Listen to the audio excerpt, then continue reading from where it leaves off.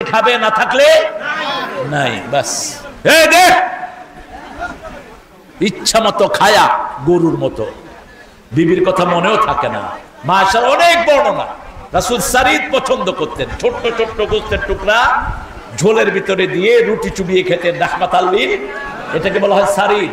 মায়েশা বলছেন সারিদ নিয়ে রাসূল বসতেন, বসে প্রথম লোকমাটাই আমার মুখে তুলে দিতেন। আমি যখন আমার এই ময়লা মুখ নিয়ে পানি খেতাম, গ্লাসের মধ্যে যখন আমার মুখের ময়লা লাগতো ওই জায়গায় মুখ লাগিয়ে পানি খেতেন রাহমাতাল লিল। আমি হাড্ডি চেটে রাখতাম, সেই হাড্ডি চাটতেন রাহমাতাল লিল আলামিন। আমি পূর্ণিমা রাতে যখন মন খারাপ থাকতো রাসূল আমাকে নিয়ে দৌড় দিতেন পূর্ণিমা রাতে। এখন আমরা যদি দৌড় দিই মানুষকে হুজুরের মাথা খারাপ হয়েছে, হ্যাঁ জানি না হাদিস। আর আমার রাসূল যা করেছেন আমরাও তা করব, রাজি আছেন না নাই? আমার রাসূল কখনো মানুষকে কষ্ট দেয়নি, আমরাও কষ্ট। কারো বাড়িতে আগুন লাগান নাই, আমরাও লাগাবো না। আগুন লাগালে তো আমাদের সম্পদ নষ্ট হলো। রাসূল বলছেন তিনটা জিনিস কখনো করবা না। কয়টা?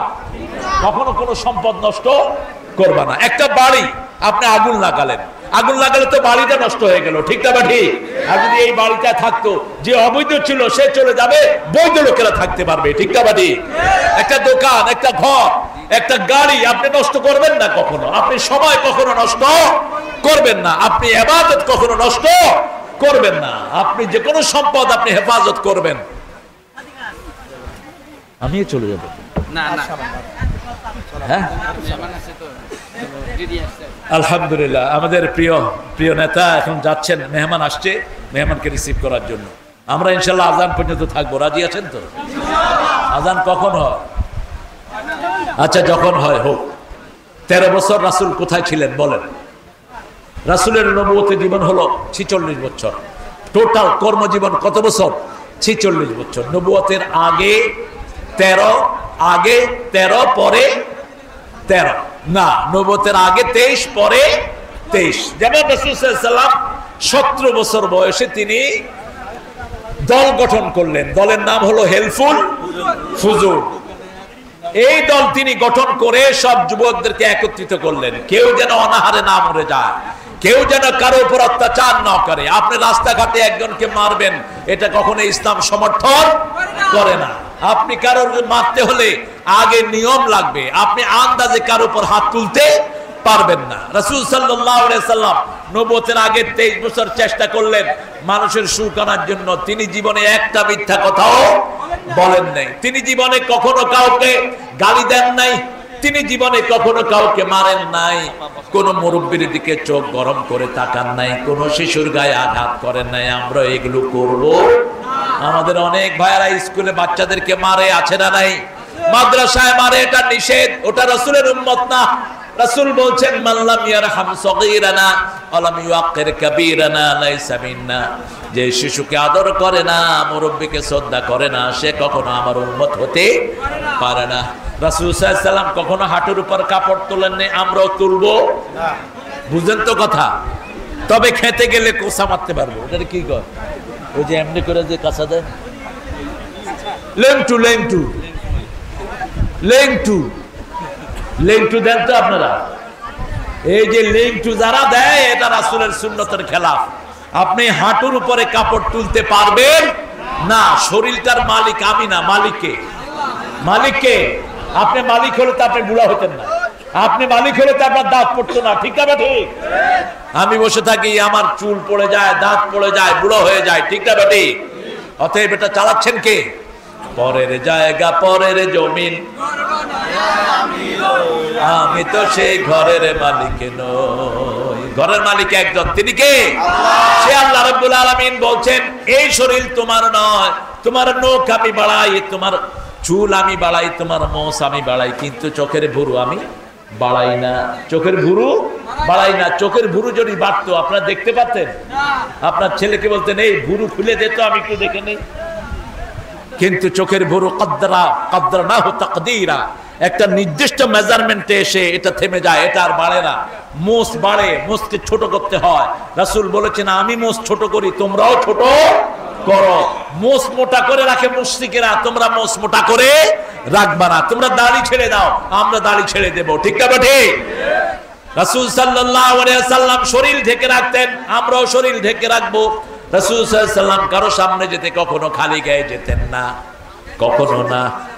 সব সময় শরীর ঢেকে রাখতেন। মাথায় একটা রুমাল রাখতেন। কি রাখতেন?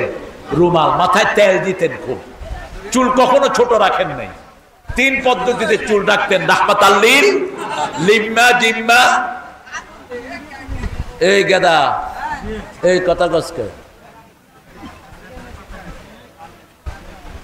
খুতবায় কিন্তু লাঠি রাখা সুন্নত। এখন আমি বলেছি রকেট লঞ্চার রাখা উচিত। AK-47 মসজিদে নিয়ে দাঁড়ানো উচিত, কারণ লাঠির দিন শেষ, এখন বন্দুকের দিন। ঠিক না ঠিক? খুব সুন্দর বলেছে একটা মেয়ে 3 তারিখ কি 1 তারিখে হবে, বলতেছে এই পুলিশেরা আপনারা যে অস্ত্র নিয়ে আমাদেরকে দৌড়ান, আমরা যদি ছেলে মেয়েরা অস্ত্র নেই আপনারা তো পালানোরও জায়গা পাবেন না। ঠিক না ঠিক? আর আরো সুন্দর কথা বলেছে আল্লামা সাঈদী রাহমাহুল্লাহ, বলছে এমন সময় আসবে ইঁদুরের গর্ত তালাশ করে পাবি না। যখন খুব বাড়লো, আল্লামা সাঈদী বললেন আমরা আছি গাছের গোড়ায় 12 কোটি। কত কোটি? তোমরা আছো আগায়, বেশি লাফাইও না, নাড়া দুমু মামু বাড়ি দিল্লি গিয়ে পড়বা। কোথায় গিয়ে পড়ছে? দিল্লি গিয়ে পড়ছে। আহা, কত মানুষকে শেষ করেছে তারা। দেখেন, একজন জীবনকে বাঁচানো মানে হলো সারা পৃথিবীর মানুষকে বাঁচানো। কার কথা? কান্নামা হিয়া আন-নাস জামিআ। সূরা মায়দা আল্লাহ বলছেন, if you keep alive one person, if you save one person, as if you have saved the whole humanity. আপনি একজন মানুষকে যদি বাঁচান, সারা পৃথিবীর মানুষকে বাঁচানোর সওয়াব দিবেন কে?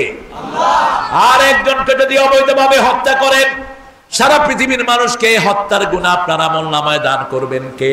আল্লাহ। একটা রিকশাওয়ালা, তার ক্লাস 8 এর একটা ছেলে। কয়টা? একটা ছেলে। শিবির করে। কি করে? শিবির মানে নামাজি, শিবির মানে কোরআন তেলাওয়াতকারী, শিবির মানে ভদ্র, শিবির মানে হলো মানুষের উপকারকারী। ঠিক কি না? যখনই কালেমার আওয়াজ হলো, 4 তারিখ দিনের ঘটনা বলছি, ছেলে ভাত ঠেলে রেখে মাকে বলল, মা কোরআনের মিছিল শুরু হয়েছে, আমি সেখানে যাচ্ছি, সেখানে আল্লাহ বাকি খাওয়া আমাকে খাওয়াবেন। মিছিলে আসার সাথে সাথে কপালে গুলি। ছেলে লুটিয়ে পড়েছে শনির আখড়ায়। জামাত শিবিরের ছেলেরা কোলে করে ছেলেটাকে হসপিটালে নিচ্ছে। কোন রিক্সা পাচ্ছে না। দূর থেকে দেখে মধ্যবয়সী একজন লোক রিক্সা চালিয়ে আসছেন। দেখে বলল, বাবা আমরা তো কোনো বাহন পাচ্ছি না, এই ছেলেটাকে আপনি উঠে আনেন। রিক্সার বনেটে ছেলেটাকে রাখা হলো। ওই রিক্সাওয়ালা তাকিয়ে দেখে ওঠেই তার একমাত্র ছেলে গুলি খেয়ে পড়ে আছে তার রিক্সায়। এর মধ্যে ছেলের মা ফোন করেছে, বাপকে বলছে, এই তোমার ছেলে বেরিয়ে গেছে, খাওয়া রেখে দেখো তো ছেলে কোথায় আছে। বাপ বলছে, তোমার প্রাণের টুকটা ছেলে গুলি খাওয়া অবস্থায় আমার রিক্সায় শুয়ে আছে। এরকম একটা দুইটা ঘটনা না। কোলে মা শিশুকে দুধ পান করাচ্ছে, মা দেখছে শিশু দুধ টানছে না, মায়ের হাত রক্তাক্ত, উপর থেকে গুলি ছড়েছে। ঠিক না ঠিক? এইভাবে যারা মানুষকে হত্যা করে এরা কখনো রাসূলের উম্মত হতে পারে না। আমরা মানুষকে কষ্ট দেব না, রাসূল কখনো কষ্ট দেন নাই, আমরাও কষ্ট দেব না। তবে খুন হয়েছে আমার ভাই, খুনিতদের রক্ষা নাই। যে খুন করে তার দুনিয়াও শেষ, আখিরাতও তার শান্তি নষ্ট করে দেন কে? আল্লাহ বলছেন যে কোনো অপরাধের জন্য 2-3টা শাস্তির কথা বলেছেন, কিন্তু কেউ যদি অবৈধভাবে কাউকে খুন করে, কোন মুমিনকে 5টা গুনাহ তার জন্য বরাদ্দ, 5টা আযাব। কয়টা? মান কাতালা মুমিনান মুতাআম্মিদান ফাজাযাহু জাহান্নাম খালিদান ফিহা গাদাবাল্লাহু আলাইহি ওয়া লাআনাহু ওয়া লাহু আযাবুন আযীম। আল্লাহ বলছেন যে কোন মুমিনকে অন্যায়ভাবে হত্যা করবে, আল্লাহ রাব্বুল আলামিন স্থায়ীভাবে তাকে জাহান্নামে দিবেন। তারপরে আল্লাহর গজব, তারপরে আল্লাহর লানত, চিরস্থায়ীভাবে তাকে জাহান্নামে দিবেন কে? আল্লাহ। আল্লাহু আযাবুল আযীম, সবচেয়ে বড় শাস্তি আল্লাহ তার জন্য বরাদ্দ করবেন। এটা দুনিয়াতেও হবে, আখিরাতেও হবে, বাঁচার কোনো উপায় নাই। এই জন্য আমরা এমন এক দলে থাকবো যেই দল সম্পূর্ণ রাসূলের সুন্নাহ অনুযায়ী চলে। ঠিক না ঠিক? আমরা সেই দলে করতে রাজি আছি তো? রাজি আছেন তো? রাসূল কখনো হাঁটুর উপর কাপড় তোলেন নেই। আমার কোন যুবক যেন হাফ প্যান্ট পিনতে না ঘুরে। 6 বছরের মোহাম্মদ, কয় বছর? 6 বছর। আচ্ছা, 6 বছরে কাপড় খোলেন নেই এরকম একজন হাত তোলেন তো। কাপড় খোলে নেই 6 বছর বয়সে, এরকম একজন আমাদের মধ্যে পাওয়া যাবে না। অথচ রাসূল কেমন ছিলেন? মা হালিমাতুস সাদিয়া বলছেন কখনো ক্ষুধার যন্ত্রণায় তিনি কাঁদতেন না। সতর থেকে কাপড় সরে গেলে তিনি কেঁদে উঠতেন, সতর ঢেকে দিলে তার কান্না বন্ধ হয়ে যেত। রাসূল সাল্লাল্লাহু আলাইহি ওয়াসাল্লামের প্রিয় চাচা আবু তালেব সারা জীবন রাসূলের জন্য কেঁদেছেন, সারা জীবন রাসূলের পাশে ছিলেন। ইয়ানহাউনা আনহু ওয়া ইয়ানহাউনা আন, বিভিন্ন সময় রাসূলকে তিনি বিভিন্ন বিপদ থেকে হেফাজত করেছেন। এই আবু তালেব কাবা ঘরের মেরামতের কাজ চলছে, রাসূল ঘাড়ে করে পাথর আনছেন, সব ছেলেরা নিজের লুঙ্গি খুলে মাথায় দিয়েছে। রাসূল সাল্লাল্লাহু আলাইহি ওয়াসাল্লামকে আবু তালেব বলেন আপনি আপনার লুঙ্গি খুলে নেন। রাসূল রাজি হলেন না, লুঙ্গিতে হাত দিলেন, হাঁটুর উপরে ওঠার আগে অজ্ঞান হয়ে মাটিতে পড়ে গেলেন। রাহমাতাল লিল, সেই নবীর উম্মত আমরা কখনো হাঁটুর উপরে কাপড় তুলবো কোন অবস্থায় না। রাসূল বলেছেন একা থাকলেও উলঙ্গ হয় না, কখনো নিজের শত্রুর দিকে দেখো না। 2 যুবক এক লেপের নিচে শুয়ো না, 2 যুবতী এক লেপের নিচে শুয়ো না। বয়সে কম শিশুদেরকে দিয়ে একান্ত কাজ কোন করায়ও না, নিষেধ করেছেন মুহাম্মদ সাল্লাল্লাহু। 9 বছরের বয়স মুহাম্মদ, 9 বছর বয়সে আমরা কত গান শুনি। বাংলাদেশে গানের অভাব নাই। এক খবিশ মহিলা ছিল পার্লামেন্টে গান গাইতে, এখন বিদায় নিয়েছে। ঠিক না ঠিক? এত বাজে তার গানের ভাষা, শয়তানও লজ্জা পায়, শয়তানও লজ্জা পায়। মাঝে দিয়ে তার একটা গান রাস্তায় বেরোচ্ছে, শুনতেছে ছেলেটা, টিপ্পা দে টিপ্পা দে। এক মুরব্বী বলতেছে কি বলে এগুলো, কি নোংরা ও শালীন। এ সমস্ত কোন গান আমরা কখনো শুনতে পারবো না, শোনা জায়েজ নাই। নোংরা গানগুলো আসে জাহান্নামীদের পক্ষ থেকে। আমরা শুনবো তৌহিদের মুর্শিদ আমার, ত্রিভুবনের প্রিয় মোহাম্মদ এলো রে দুনিয়া।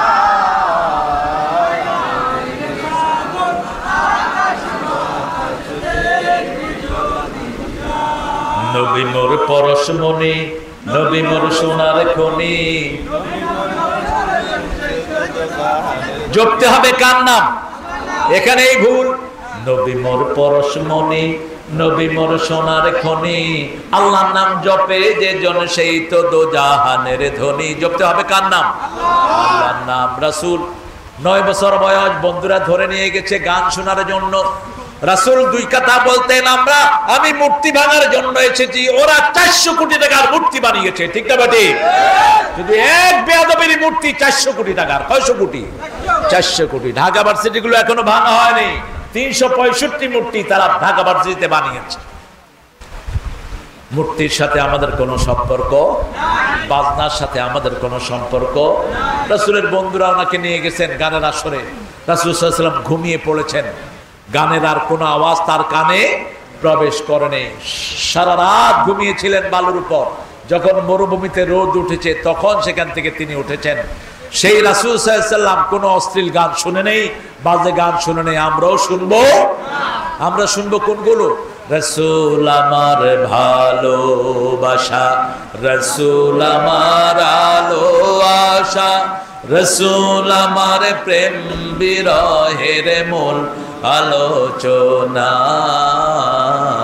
রাসূল আমার কাজে কর্মে অনুপ্রেরণা, রাসূল আমার ভালোবাসা। এবার আসেন 17 বছর আমি জাম করছি। 17 বছর বয়সে একটা দল করলেন, এটার নাম হলো হেলফুল ফুজুল। ওখানে 17 জন ফজল নামধারী লোক ছিলেন। কয়জন? 17 জন। 17 জনের নাম ছিল ফজল, এই জন্য এটার নাম হয়েছে হলুফুল ফুজুল। ফজলদের অঙ্গীকার, ফজলদের অঙ্গীকার। তিনি এই দলটা গঠন করে 23 বছর চেষ্টা করলেন। কয় বছর? 23 বছর 40 বয়স হওয়া পর্যন্ত 35 বছর বয়সে হেরা গুহায় আশ্রয় নিলেন। কারো থেকে কোনো সাহায্য পান নাই, কাউকে পরিবর্তন করতে পারেন নাই। সকালে চলে যেতেন, সারাদিন ধ্যান করতেন। সেখানেই মা খাদিজা খাওয়াগুলো নিয়ে সেখানেই পৌঁছে দিতেন। মা খাদিজাতুল কুবরা রাদিয়াল্লাহু আনহা এমন চরিত্র ছিল তিনার, আল্লাহ নিজে তার কাছে সালাম দিয়েছেন। কষ্ট হচ্ছে ভাই এত? হ্যাঁ, আপনাদের কষ্ট হচ্ছে না? আপনারা এই মাঠেই সামনে একটা মাহফিল জমাবেন, আর আমি আসার সাথে সাথে আমাকে দিবেন। আমি জুমায় আসছি, আল্লাহ কি সুন্দর ওয়েদার দিয়েছে। এই সভাপতিরা বলছে আমাকে আসরের আগে শেষ করা হবে। 2টা থেকে 3টা থেকেও যদি আমি উঠতাম 5টা পর্যন্ত কোনো বৃষ্টি হতো না। ঠিক না বে ঠিক? আমরা এখন দোয়ার দিকে যাব। রাসূলের দল করব তো? করব তো? রাসূল সবসময় সাথে তলোয়ার রাখতেন, আমরাও কিছু রাখবো। এই সুন্নাহ থেকে আমরা বহু দূরে। রাসূল বলছেন যে উম্মত যুদ্ধবিদ্যা শিখবে না সে আমার উম্মত না। কিসের আপনি লেফাপোসা নিয়ে আপনি চলেন রাস্তা? শত্রুরা বন্দুক তাক করে আমাদেরকে মারার জন্য, ঠিক না ঠিক? কিন্তু আমরা নিজের আত্মরক্ষার জন্য কিছু রাখবো, নিজেকে শারীরিকভাবে ফিট করব। রাসূলের দল ছাড়া কারো দল করব না। রাজি আছি তো? একটু হাত তুলে আমার দেখায় দেন কারা কারা রাজি আছে।